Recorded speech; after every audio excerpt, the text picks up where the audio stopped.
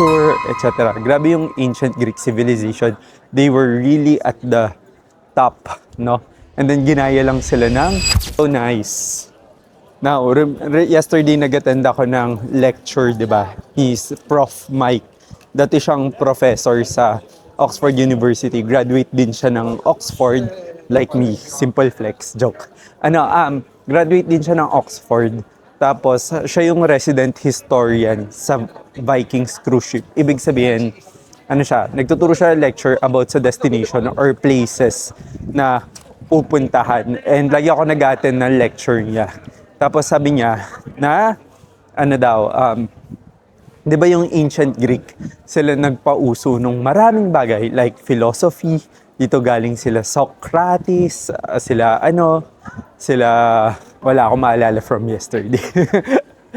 Marami, di ba? Sila naka-discover ng math, lahat. Sobrang talino nila yung architecture, etc. Grabe yung ancient Greek civilization.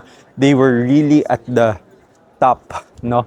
And then ginaya lang sila ng mga Romans. Mamaya magkukwento pa ako kung ano natutunan ko yesterday. Okay, so I think this is a square. Sabi sa inyo, sundan nyo lang tong mga nagtutour. So, these are mostly buildings, no?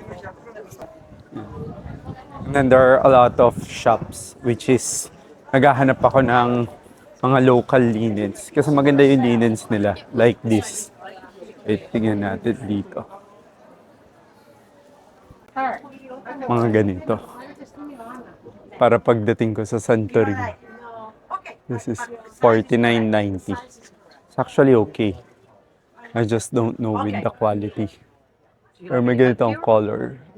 Yeah, I'm looking. Everything's $49.90, right? Yeah, $49.90. What is the finish? The Linen? fabric? Yeah. Linen, Greek linen. Greek linen. Yeah, Really it's Greek all linen. of them are Greek. So you can dryer it? Of course, you can wash it, you can dry it because it's thin quality. It's not the very thick thing, you know. That's I'm looking for a lighter color like this, but Lighter. not That's the white because I lighter. have a I lot don't have white. something lighter. You don't have something like that. Okay. Thank you.